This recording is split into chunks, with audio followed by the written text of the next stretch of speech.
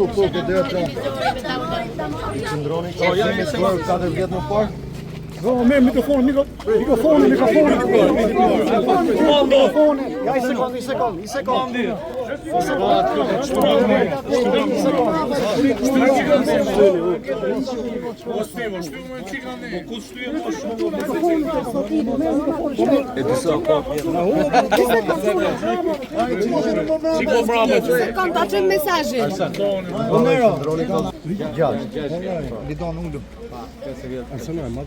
Atëherë, kjo është një ditë e madhe për Shqipërinë. Mendoj gjithë shqiptarët që në bankën e të akuzuarve gjendet një ish kryeminist, një ish president për korrupsion. A kanë bërë politikanë korrupsion në Shqipëri? Padyshim që kanë bërë korrupsion.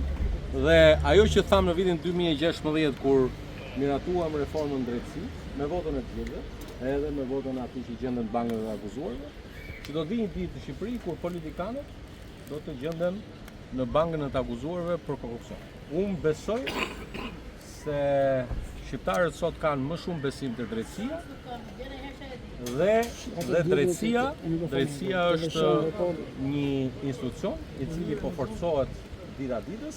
Ajo që mendoj unë që politikanët që vinë këtu duhet që të mbështesin drejtësi, të mbështesin punën e lavdrueshme të prokurorëve të prokurisë posaçme, të cilët po të shmontojnë korrupsionin shumë vjeçar.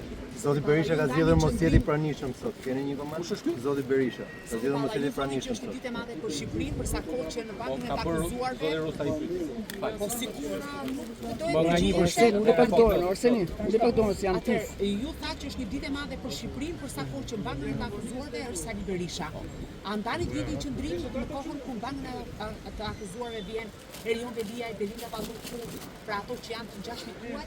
Atëherë, po e them një herë, që nga viti 1912, kur shqiptarët bën shtetin e tyre të parë, Shqipëria nuk ka qenë kurrë më afër Europës se sa është sot.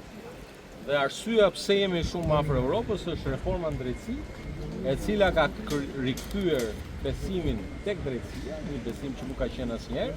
Dhe se rruga jonë se rruga jonë e Belinda Ballukut. Dhe keni marrë kritika për këtë. Më lejo t'ju garantoj se Shqipëria nuk është kurrë më afër se Bashkimit Evropian, se institucionet e Bashkimit Evropian konfirmojnë ditës që Shqipëria po bën hapa të lavdrueshëm dhe t'ju konfirmoj se pritshmëria jonë që brenda vitit 2027 të mbyllim negociatat dhe brenda vitit 2030 në oborrin e Bashkimit Evropian të ngrem flamurin kurgjezi, është e vërtetë. Tani më prisni deri në fund. Më pyeti zoti Rusta, ai qëndroi kallëzimit tim. Rusta uli pak mikrofonin. Deklaruar i rrem zoti Balla. Strasburgu është shprehur për zbarritje 8 vite të procesit. O jo, unë jam gazetar, ju quhen Fatjon. Ti e paske Fatjon, ti e paske me për shkak detyrës. Atëherë, që ta dish, edhe ju për shkak detyrës. A jeni gatshëm për të hetuar për ta që ke banka akuzuar, më kanë kallëzuar mua për shkak vitin 2019. Pyti, si e kanë. Është procesi i hapur. Jo, nuk pyti. Tani, jo, lemma që ke këto kushte. Tani një gjë është e sigurt. Ti kallëzimit tuaj kam thënë vetë, i shndroi fjalë për fjalë. Ky është rasti tipik i korrupsionit të zyrtarëve të lartë, ku familjari shkon dhe u premton atyre që të kthehet prona, u merr kontratën përpara me 5%.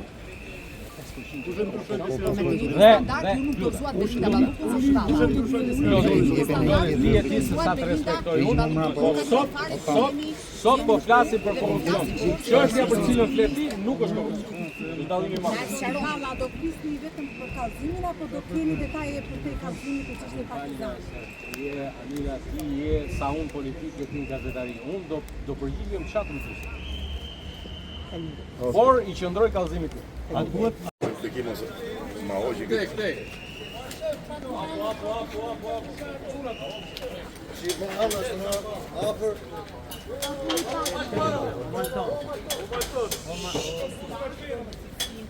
Hajde ti o sekso.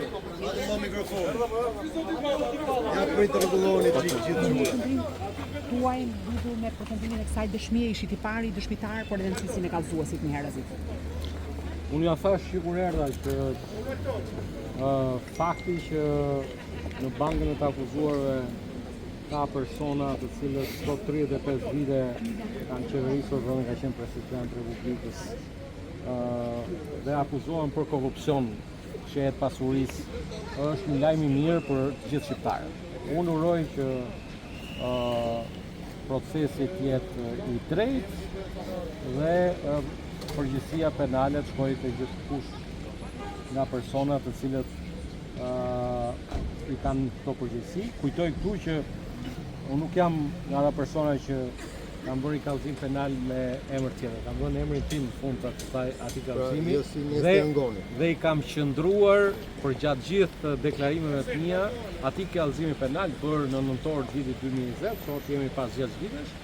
Ka një shprehje të bukur, drejtësia vonon, por nuk harron. Dhe e vërteta është që privatizimi i kompleksit sportiv Partizani, fusha sportive Godina, të cilat sot mund të ishin në dobi të djemve dhe vajzave të rinj të Tiranës për aktivitete sportive, sot janë 17 kulla të cilat kanë prodhuar pasuri. Tjetra që duhet të them sot është që uroj e shpresoj shumë që në ditën vijim, muajt kudo që të jetë, të jem këtu dhe për një kallëzim tjetër, që është kallëzimi për 21 janarin. Zoti Balla, pati një debat në sallën. Po, ju e dini fare mirë që prej 21 marsit 2011, kur kam depozituar kallëzimin e parë, edhe më pas, edhe familjarët e të vrarëve të 21 janarit, dhe kujtoj këtu familje Nika, ka i vendim gjykatës lartë, ka i vendim gjykatës Strasburgut, ka një regjistrim procedimi penal nga ana e prokurisë posaçme për 21 janarin. Shpresoj shumë që edhe kjo çështje më jepet mundësia si dëshmitar, sepse kam qenë në protestën e 21 janarit, të jem edhe për këtë çështje. Zoti Balla, të ndalemi pak te Partizani. Pati një debat mes jush dhe të pandehurve lidhur me cilësinë që ju keni bërë kallëzimin. E keni bërë si një qytetar apo si krye grupit parlamentar të Partisë Socialiste? Jo, mund ta sqaroni dhe për opinionin publik. Dhe e dyta, në kallëzimin tuaj, si siguruat, sepse kjo ishte një pyetje e zotit Maltezi, si siguruat ju të dhëna, sepse ai pretendoi që ju keni cënuar në një farë mënyre edhe jetën e tij personale duke siguruar të dhëna të cilat nuk mund t'i sigurojë çdo qytetar shqiptar. Unë nuk do bëj asnjë citim të çështjeve që kam thënë në gjykat, duke menduar që gjithçka vlen është aty në atë sallë. Pjesa tjetër pastaj është konsum publik, dhe ndërkohë besoj shumë dhe e thash në fillim, besoj shumë që kjo çështje do të marrë vendimin e duhur nga gjykata. Zoti Balla, ju përgjigjet janë marrë për Maltezi. Për herë të parë do të sjellë një sallë gjyqje dhe kryeministrin Edi Rama. Mendoni se do ta përballojë ai një pyetje përgjigje me dëshmitarët apo me gjykatën? Ato të paraqitet njëherë zoti Balla, se pastaj e përballon apo jo ta shohim seancë. Përgjegjësi individuale, pjesa e paraqitjes. Po si për zoti Rama, zoti Balla të deklarojë që keni konsultuar me to për ta bërë këtë. Po, e para është që unë për kallëzimet që kam bërë janë përgjegjësia ime individuale dhe mbaj përgjegjësi për ato, e thash dhe para gjykatës. Zoti Balla, ju përgjigjet janë marrë për Maltezit, se do përgjigjeni para medias për pyetjen e tij, nëse jeni apo jo i kënaqur për Partizanin nga SPAK. Jo, ishte pyetja tjetër amiga. Pyetja ishte zotëria tha keni deklaruar në Kuvendin e Shqipërisë që nuk na tret dheu. Jo, pyetja për këtë pyetje, pastaj për dytën. E dyta ishte tjetër për tretin e dheu, do ta bëja edhe të pyetje dhe i ta drejtë medias. Vetë ta thash për tretin e dheu, ta dhash përgjigjen për çështjen që lidhen me ngjarjet e 21 janarit. Po për hetimet e SPAK? Se nuk i vip me vrap. Jo, po për hetimet e SPAK? Nëse jeni apo jo i kënaqur? Ne nuk ndikojmë kurrë në veprimtarinë e prokurisë. Jo, ishte më konkrete, zoti Balla. A jeni ju pyetje që ju bën nga dëshmitarit, nga i pandehuri, po nuk u lejuan nga gjykata. A jeni ju i kënaqur me çka bër SPAK për çështjen Partizani? Tani çështja mos gaboj se ju jeni memoria institucionale më e mirë dhe pa konkurrueshme. Çështja është regjistruar diku në vjeshtrën e vitit 2024, skapoj, nga vendimi i gjykatës lartë. Ka kaluar një vit e gjys. Koha ka qenë mjaftueshme dhe shpresoj shumë që dhe koha Partizani Balla. Flasim për Partizanin. Jo, po flasim për Partizanin. Pyetja e pandeurit ishte kjo. A jeni ju zoti Balla e qartë që jeni lodhur? I pandeuri Maltezi ju pyet, a jeni kënaqur nga SPAK?